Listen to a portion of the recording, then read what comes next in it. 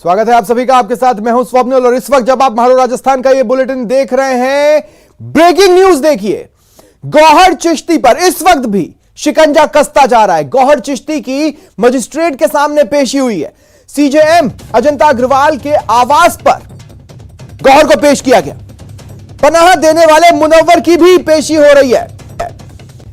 1 जुलाई से गौहर चिश्ती हैदराबाद में अपने रूप में थोड़ा सा परिवर्तन कर सभी को चकमा देने की कोशिश करते हुए छिपा हुआ था, लेकिन मुखबिर की सूचना पर अजमेर पुलिस कल हैदराबाद गई और हैदराबाद पुलिस की मदद से गौहर चिश्ती को गिरफ्तार कर लिया गया। आज सुबह से ये लगातार इस खबर पर निगाह हमारी बनी हुई थी। गौहर चिश्ती को कोर्ट में पेश किया जाना था, कब किया जाता है, यह एक बड़ा सवाल था। और देखिए, सवाल यह भी था कि क्या कोर्ट में पेश करते हैं या मजिस्ट्रेट के आवास पर। इसका जवाब अब मिल चुका है। मजिस्ट्रेट के आवास पर, सीजेएम अजंता अग्रवाल के आवास पर गौहर चिश्ती को पेश किया गया है। देखिए, इससे पहले एक गिरफ्तारी हुई थी और उस वक्त कोर्ट में जो हालात बने थे, उसके बाद उस केस में पेशी मजिस्ट्रेट के आवास पर करवाई गई थी। और चूंकि नाराजगी उसी लेवल की है, घटना भी कुछ उसी तरह की है, ऐसे में माना यही जा रहा था कि गौहर चिश्ती की पेशी मजिस्ट्रेट के आवास पर हो सकती है। सबसे पहले यह संभावना न्यूज 18 राजस्थान पर हमारे सहयोगी अभिजीत दवे ने ही जताई थी और अभिजीत ने जो गैस किया था वो बिल्कुल राइट निकला है। अभिजीत दवे मेरे साथ जुड़ रहे हैं। अभिजीत, मजिस्ट्रेट के आवास पर पेशी।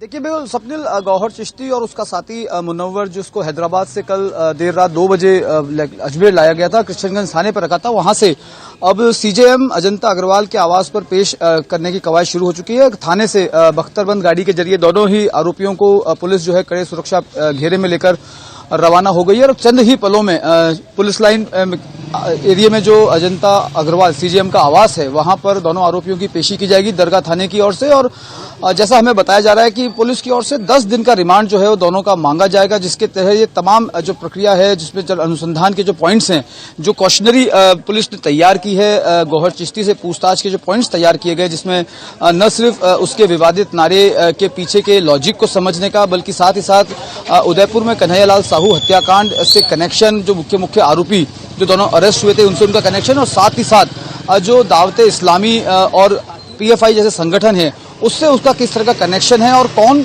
लोग जो हैं वो उसके मददगार रहे हैं इस घटनाक्रम में, उसके फरारी में। और खासतौर से जब वो हैदराबाद में रूटीन प्रोसीजर रहा था 1 जुलाई से लेकर 14 जुलाई की करने के लिए। अभिजीत, तो मेरा सवाल यह है कि क्या उसका मेडिकल करवा लिया गया है और कितनी देर में टीम यहां पहुंच सकती है, मतलब कितना डिस्टेंस है वहां से यहां तक का? देखिए, मजिस्ट्रेट के आवास में और कृष्णगंज थाने के बीच में करीब 2.5 से 3 किलोमीटर का डिफरेंस है। और वहां से निकल गए हैं, चंद ही पलों में दोनों आरोपी जो हैं वो सीजेएम के आवास पे होंगे। हालांकि इससे पहले मेडिकल की जो फॉर्मेलिटी है वो पूरी कर ली गई है, और मेडिकल करने के बाद ही इन दोनों को यहां पर पेश किया जाएगा। जो दरगाह थाने के एसएचओ हैं दलबीर सिंह फौजदार, वो पूरी केस डायरी जो है वो यहां पर पेश करेंगे, और फर्दर इन्वेस्टिगेशन के लिए मजिस्ट्रेट से दोनों आरोपियों का पुलिस कस्टडी मांगेंगे। 10 दिन की पुलिस कस्टडी मांगने की बात अभी तक निकल के सामने आई है। अब निर्भर करता है मजिस्ट्रेट के ऊपर और पुलिस की ओर से दिए जाने। देखिए, मैं आपसे वही कह रहा था स्वप्निल कि 10 दिन की पुलिस कस्टडी मांग सकती है दरगाह थाना पुलिस, जिस हिसाब से उसको तमाम पहलुओं पर अनुसंधान करना है दोनों ही आरोपियों से, और साथ ही साथ उनके तमाम लूप होल्स और कनेक्शंस को जस्टिफाइड करने के लिए। तो 10 दिन का रिमांड पुलिस मांगेगी, लेकिन निर्भर करता है मजिस्ट्रेट के ऊपर और पुलिस की ओर से दिए जाने वाले आर्ग्यूमेंट्स के आधार पर कि कोर्ट उसको, मजिस्ट्रेट को कितने दिन का रिमांड देती है पुलिस को। लेकिन अब से चंद ही पलों में यहाँ पे सरगर्मी आप देख सकते हैं, कैमरामैन आपको दिखाएंगे। मजिस्ट्रेट के आवास के बाहर मीडिया कर्मियों का जमावड़ा यहाँ पर लग गया है, और सुरक्षा के लिहाज से पुलिस बल भी यहाँ पर तैनात है। और अब से कुछ ही पलों में जो है दोनों ही आरोपी जो है वो पुलिस बस में कृष्णगंज थाने से रवाना हुए हैं और यहां पर पहुंच जाएंगे। आप देख सकते हैं तस्वीरों में किस तरह से यहां पर चहल पहल बढ़ गई है। देखिए, 5 बजे तक का कोर्ट का समय हो रहा था, अटकलें लगाई जा रही थी कि कहां पर पेश करेंगे, लेकिन जिस तरीके से हमने पहले सलमान चिश्ती के केस में देखा था कि सलमान चिश्ती को भी सिक्योरिटी रीजंस के हवाले से, क्योंकि वकीलों ने कुछ नारेबाजी की थी, तो कुछ ऐसा इंट्यूशन हुआ था कि अप्रिय घटना हो सकती है, इस लिहाज से उन्होंने सलमान चिश्ती को भी ठीक है, आप नजर बनाए रखें। फिलहाल तमाम जानकारी के लिए अभिजीत बहुत बहुत शुक्रिया आपका। और इस बीच भरतपुर से खबर सुनिए, एक खत जिसने खलबली मचा दी। खत एक मंदिर में चिपकाया गया और पुजारी के नाम लिखा गया। आखिर क्या है उस खत का मजमून जिसने खलबली मचा दी है, देखिए। छोड़ दो मंदिर, नहीं तो बहुत पछताओगे। लाख जतन कर लो, जान नहीं बचा पाओगे। कटेगा तेरा सिर, विलाप करेंगे तेरे चाहने वाले। जीना चाहता है तो अपना बोरिया बिस्तर उठा ले। जैसा हुआ कन्हैया का हाल, वही तेरा भी होगा। तेरे घर वालों को तेरा कटा सिर भी नहीं मिलेगा। यही है उस खत का मजमून जिसने भरतपुर में खलबली मचा दी है। ये खत भेजा है हनुमान मंदिर के पुजारी के नाम। ये मंदिर मथुरा थाना गेट इलाके के महारानी श्री जया कॉलेज परिसर में बना है। पुजारी ताराचंद शर्मा के मुताबिक शुक्रवार की सुबह वो 4 बजे सुबह मंदिर आए और साफ सफाई कर गद्दी पर बैठे तो उनकी नजर उस दीवार पर गई जहां उन्हें जान से मारने की धमकी देने वाला खत चिपका हुआ था। इस धमकी भरे खत में साफ शब्दों में लिखा है कि मंदिर छोड़ो, नहीं तो 10 दिन में सिर काट देंगे। खत में यह भी लिखा है कि जो हाल उदयपुर के कन्हैया लाल का हुआ, वही हाल तेरा होगा। धमकी भरे खत के नीचे भेजने वाले का नाम कामा पहाड़ी लिखा हुआ है। पुजारी ने धमकी भरे खत की खबर कॉलेज प्रशासन को दी, जिसके बाद पुलिस को इसकी सूचना दी गई। प्रातः सुबह 4:15 बजे मंदिर आया। आके मैंने मंदिर परिसर की सफाई की। 5 बजे अपनी आरती से निवृत्त हुआ। इसी स्थान पर मैं सुबह आरती के बाद बैठता हूँ तो यहाँ सामने की बाउंड्री पे दीवार पे मुझे पर्चा चिपका मिला, जिसमें 10 दिन के अंदर अंदर मुझे मंदिर परिसर छोड़ने की धमकी लिखी हुई थी और उसमें लिखा हुआ था कि आपका 10 दिन के भीतर भीतर अगर आपने मंदिर नहीं छोड़ा तो आपका उदयपुर की घटना की इसी तरह जिस तरीके से उदयपुर में कन्हैया लाल का सरकलम किया है, उस तरीके से आपका सरकलम कर दिया जाएगा। मौके पर पहुंची पुलिस ने पत्र को अपने कब्जे में ले लिया। इस बारे में जब पुलिस से पूछा गया तो मथुरा गेट के थानाधिकारी ने इसके पीछे मंदिर के पुजारियों के बीच पुराना विवाद होने की बात कही। उन्होंने कहा कि किसी शरारती तत्व ने ये हिमाकत की है। हालांकि उन्होंने ये भी कहा कि पूरे मामले की अलग अलग पहलुओं से जांच की जा रही है। फिलहाल एहतियात के तौर पर मंदिर में पुलिस बल की तैनाती कर दी गई है। देखो, मंदिर के अंदर गर्भगृह में जहाँ मुख्य पूजा होती है, वहाँ एक पत्र लिखा हुआ उसे चिपका के गया है कोई, और उसमें वर्तमान मंदिर में पुजारी को हटने के लिए कहा है कि क्योंकि इस मंदिर में पहले विवाद चल रहा है। एक पुराना पुजारी था, पहले वो पूजा करता था कई सालों से। अब कॉलेज प्रशासन ने पुराने पुजारी को हटाकर नया पुजारी लगाया है, तो नए पुजारी को ये चिपका हुआ खत मिला है जिसमें उसको हटने के लिए मंदिर छोड़ दे, ऐसा उसमें कुछ लिखा हुआ है। पुजारियों के बीच आपसी विवाद की पुलिस थ्योरी कितनी दमदार है, ये तो जांच के बाद सामने आएगा। लेकिन इस थ्योरी को ही सच मानकर पुलिस अगर हाथ पर हाथ धरे बैठी तो किसी अनहोनी से इनकार नहीं किया जा सकता, क्योंकि उदयपुर में भी पुलिस जिसे मामूली मामला समझकर लापरवाह हो गई थी, वो केस कैसे कैसे मोड़ ले रहा है, ये सबके सामने है। न्यूज़ 18 राजस्थान के लिए दीपक पुरी की रिपोर्ट। और देखिए, एक बड़ी खबर है, किस संबंध में हम बात करने वाले हैं वो आप यहां पर देख ही सकते हैं। कोटा से ये खबर है, एक निजी इंग्लिश मीडियम स्कूल में पढ़ाई जा रही बुक में कैरेक्टर्स को लेकर बजरंग दल ने आपत्ति जताई है। आरोप है नॉन मुस्लिम बच्चों को अम्मी अब्बू बोलना सिखाया जा रहा है। यह किताब CBSE affiliated English medium school की कक्षा 2 की बताई जा रही है। इसमें शब्दों के रूप में मदर को अम्मी, फादर को अब्बू लिखा गया है। एक लेसन में यह सवाल भी पूछा गया, आप घर की भाषा में पेरेंट्स और ग्रैंडफादर को क्या बुलाते हैं? बजरंग दल का कहना है उनके पास परिजनों ने नाराजगी जताई, स्कूल में पढ़ाई जा रही किताब की जानकारी दी। हालांकि किसी भी पेरेंट ने कोई मामला दर्ज नहीं कराया, लेकिन बजरंग दल की आपत्ति पर शिक्षा विभाग के डिप्टी सेक्रेटरी ने शिकायत रिसीव कर ली है।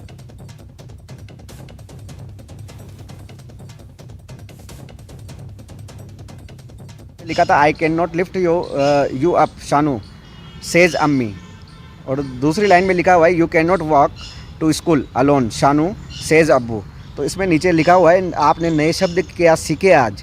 तो इसमें बताया गया मदर को अम्मी कहना और फादर को अब्बू कहना।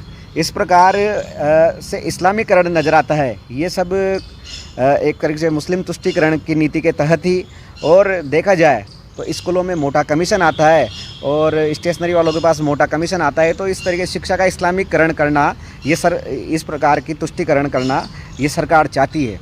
एक किताब के बारे में प्रकरण आज संज्ञान में लाया गया है, परंतु किसी प्रकार की शिकायत कार्यालय को प्राप्त नहीं हुई है अभी तक। शिकायत प्राप्त होने के उपरांत प्रकरण की जांच करवाने के निर्देश दे दिए जाए।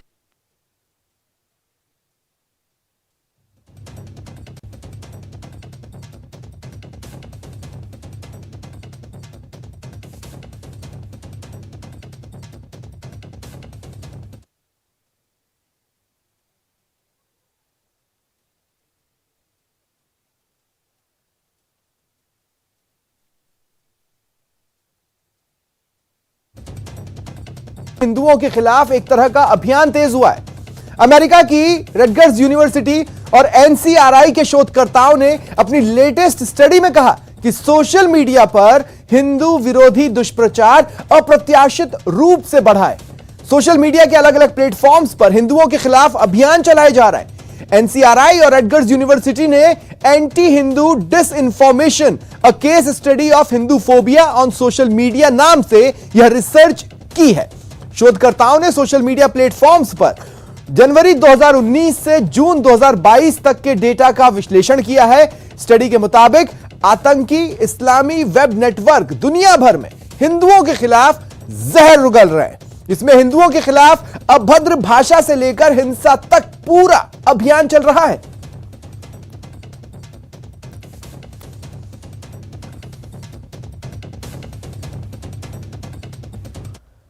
और बीजेपी ने इस स्टडी पर चिंता जताई है। बीजेपी के प्रवक्ता रामलाल शर्मा ने कहा कि हिंदू समुदाय हमेशा से सहिष्णु रहा है। भारत ने हमेशा दूसरे धर्मों को सम्मान दिया। भारत की धरती पर कई धर्म पनपे। रामलाल शर्मा ने कहा कि सनातन विचारधारा को मानने वालों ने कभी घृणा नहीं फैलाई, मगर समाज में इस वक्त हिंसा का माहौल पैदा किया जा रहा है, जिसका विरोध होना चाहिए।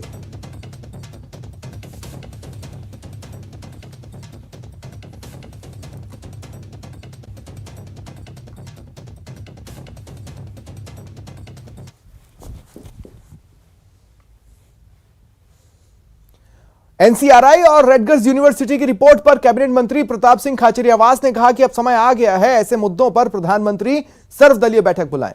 खाचरियावास ने इसके लिए सख्त कानून की भी आवश्यकता जताई।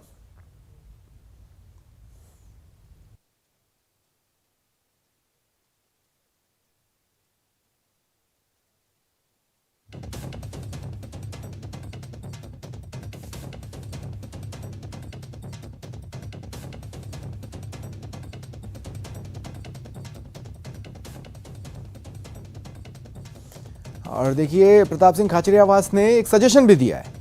उन्होंने कहा कि सोशल मीडिया पर झूठी अफवाहें, झूठी बातें फैलाने वालों को अगर जेल भेजा जाएगा तो सब सुधर जाएगा। ये रिएक्शन क्यों आया है? क्योंकि एक स्टडी ने, एक रिसर्च ने यह बताया है कि सोशल मीडिया पर हिंदुओं के अगेंस्ट जहर फैलाया जा रहा है और ये एक साजिश का हिस्सा है।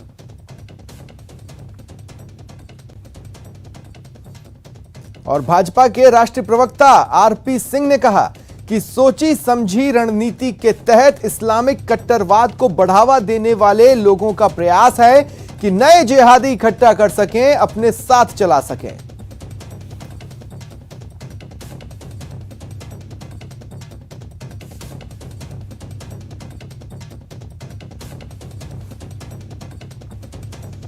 और कांग्रेस नेता राशिद अलवी ने कहा कि हिंसा को किसी मजहब से जोड़ना गलत बात है। कुछ अपवाद स्वरूप लोग हर मजहब में हो सकते हैं जो नफरत पैदा करते हैं, उसी का नतीजा है। ऐसे लोगों के लिए सोशल मीडिया बड़ा प्लेटफॉर्म बन गया है। न मुसलमान हिंसक है। हिंसा को किसी मजहब से जोड़ना, मजहब के मानने वालों से जोड़ना गलत बात है। कुछ लोग किसी भी धर्म के अंदर हो सकते हैं जो नफरत फैलाने का पैदा करते हैं। आज बदकिस्मती की बात है कि देश के अंदर नफरत की आंधी आई हुई है और उसी का ये नतीजा है कि ऐसे लोगों के लिए सोशल मीडिया एक बड़ा प्लेटफार्म बन। हिंदूवादी नेता और सामाजिक कार्यकर्ता तानिया गडकरी ने इस रिपोर्ट पर चिंता जताई। कहा, दुख की बात है कि सोशल मीडिया प्लेटफॉर्म्स राष्ट्रवादी लोगों के अकाउंट तो ब्लॉक हैं, लेकिन ऐसी नफरत फैलाने वाले लोगों के खिलाफ कोई कार्रवाई नहीं होती। हिंदूफोबिया को लेकर रॉयटर्स और एनसीआरआई के शोध केवल हिंदुओं के लिए नहीं, पूरे विश्व के लिए अलार्म है कि जाग जाइए, क्योंकि हिंदू नहीं बचा तो मानवता नहीं बचेगी। किस तरह से हिंदुओं को समूल नष्ट करने के षड्यंत्र हो रहे हैं, आर्टिफिशियल इंटेलिजेंस की सहायता से ये कड़वा सच सामने आया है। बड़े दुख की बात है, आश्चर्य की बात है कि हमारे अपने भाई ही इस षड्यंत्र में हिस्सा लेकर हमारा गला काट रहे हैं। बड़ी खबर सुनिए, बड़ी खबर है इस वक्त की। गौहर चिश्ती को 7 दिन की पुलिस रिमांड पर हैंडओवर किया गया है। देखिए, यह बड़ी खबर आपको बता रहे हैं। गौहर चिश्ती को मजिस्ट्रेट के आवास पर पेश किया गया। पुलिस ने कहा कि हम इनसे पूछताछ करना चाहते हैं। यह वजह है जिस वजह से पूछताछ जरूरी है, इन पॉइंट्स के जवाब खोजा जाना जरूरी है। इसके बाद मजिस्ट्रेट ने 7 दिन की पुलिस रिमांड पर गौहर चिश्ती को भेजा है। अब इन 7 दिनों के भीतर पुलिस गौहर चिश्ती से पूछताछ करेगी।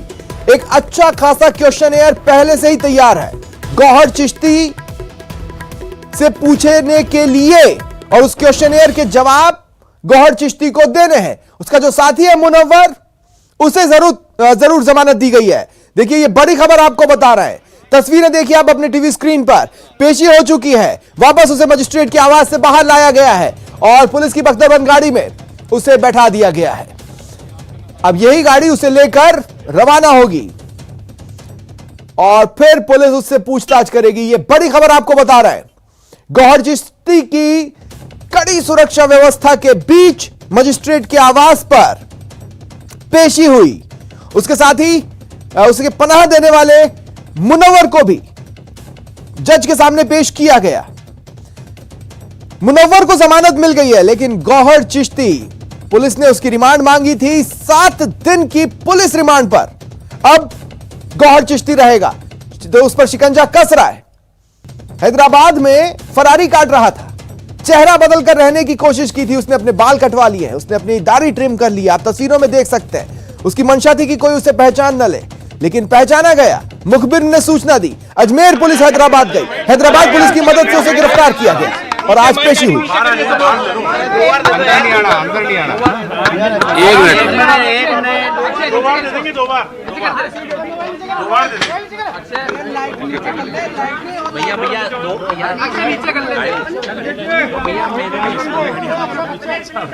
माननीय न्यायालय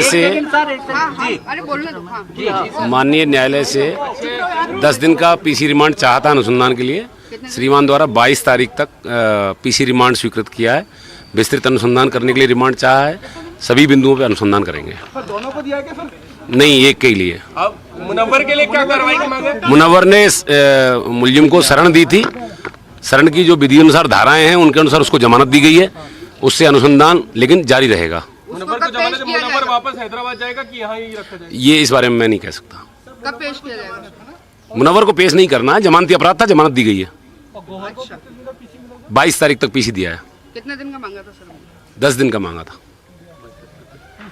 थैंक यू।